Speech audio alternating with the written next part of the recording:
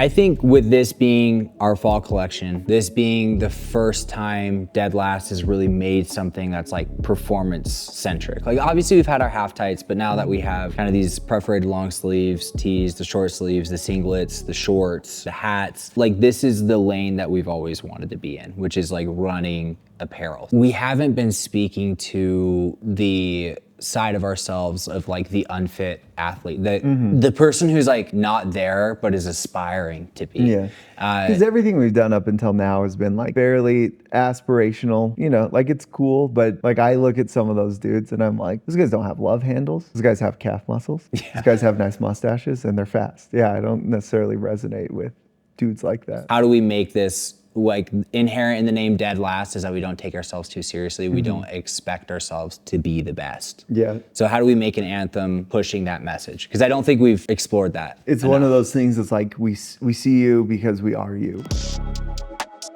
Since it's just us three, I think we go really light. Maybe take the Komodo on some specialty rig, but then just have cameras with autofocus. So we're gonna go back to our Canons. I just bought a C300 Mark III. I think it's perfect for this because it's just like a compact documentary setup. We've got the mic on it, use all of our EF glass, got a great image quality, good autofocus, but it's just got the form factor that we kind of miss from like the Avenue days. Just light, your handheld just looks really good. Want to walk through some of the Komodo rig that we were thinking? With the Komodo rig, we're doing like a POV, looking back at the runner type of a look. Basically just a harness, straps over, cinch it down super tight, and then it's got an arm that'll hold the Komodo straight out in front, which with the 9mm, the Laowa 9mm right here, super lightweight, and like literally it's like this big of a camera package, so that should work. We might have to like stabilize it when we run, when the runners are running, because it could I've noticed the Komodo is kind of heavy on it sometimes, so you can't get the perfect set POV for everyone. You probably need to support it, cinched probably around the waist.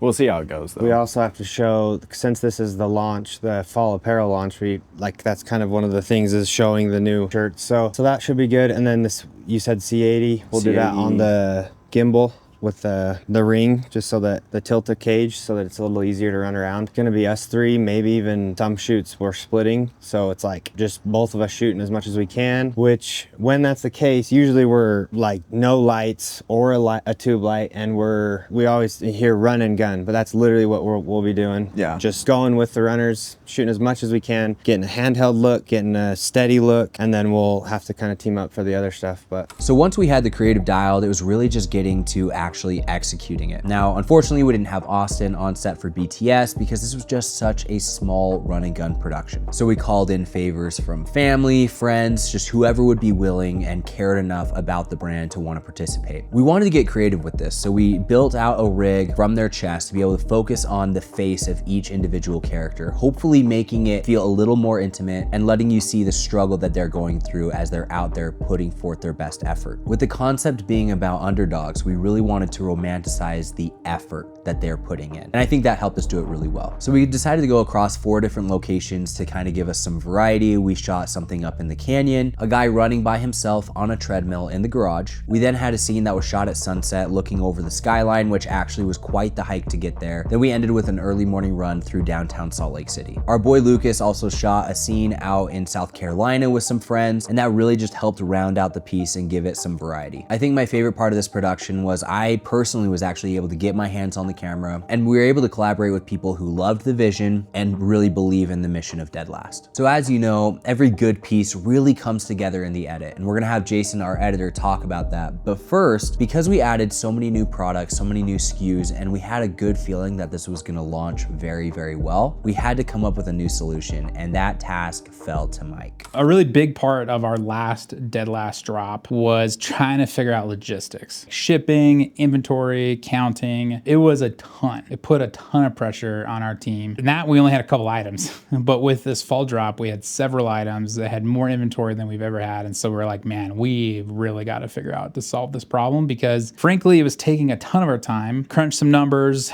of what made the most sense, having it us do it or partnering with a 3PL. 3PL is, again, just like a logistics drop shop that a lot of corporations, like most e-commerce, use to ship out their products for inventory purposes. And there are so many options out there. So I met with 3 different ones, compared everything. So obviously, yeah, it's going to cost more money than if our own team did it. But I think in the long run, we'll end up saving money. You know, these guys get orders out within 24 hours. We were not as good as that, I'll say. I'm so glad we did it. They've been great to work with. Obviously, there's been some hiccups and some learning curves of any new thing whenever you try it, but 100% worth it. And so glad we did it because our winter drop is going to be a lot more items and it's going to be even bigger. So excited, glad we did it. As you guys know, we play a lot of Call of Duty here at FilmLaab, and so I wanted to see what the team thought about Battlefield 6 or whether they'd rather get Black Ops 7. We'll see what the team thinks. Battlefield 6 or Black Ops 7?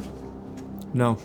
If you have ADHD like me, then Black Ops 7. Battlefield. I feel like Call of Duty is a snack while Battlefield is a whole meal. It's a fulfilling experience. To be honest, I don't know anything about Battlefield 6, so I'm gonna go with Call of Duty 7 because Call of Duty, when I think of FilmLaab, those two just go together. So that's my pick. Honestly, nothing's gonna change with Call of Duty. I've never played Battlefield, so I don't really feel like I can say that either. So none, if that's is that a fair answer? Sure.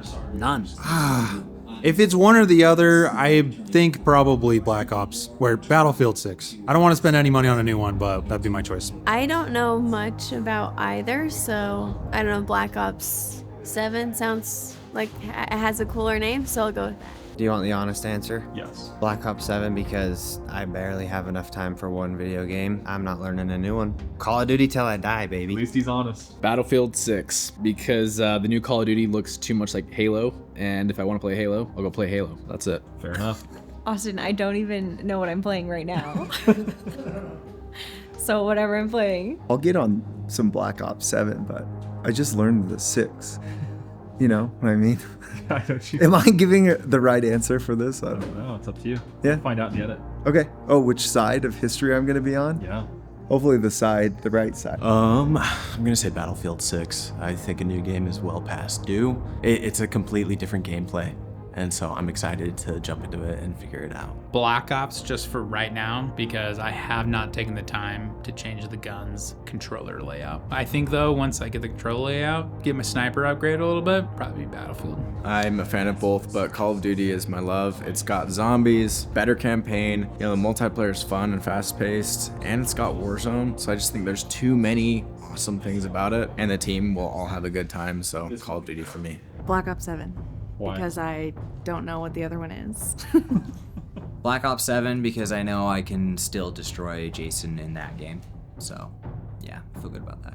And for me personally, I'd have to do Battlefield 6. I'm more of a mil sim, authenticity of the gameplay and the weapons, and I think Call of Duty is getting a little too on the silly side for me. Call of Duty Black Ops 7 will be a game that comes out in 2025.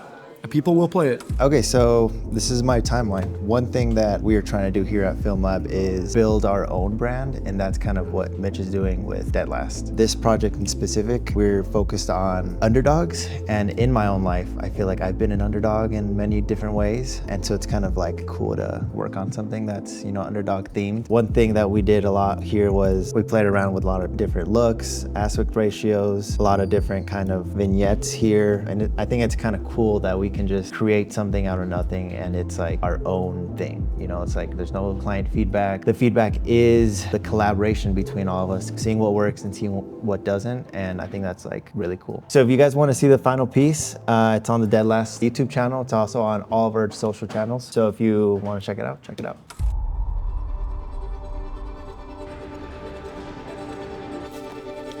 This one goes out to the underdogs.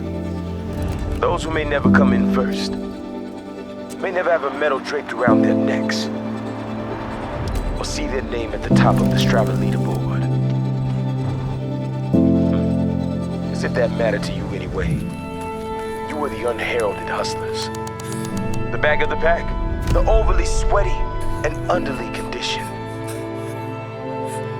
Those with weak gag reflexes and even weaker knees.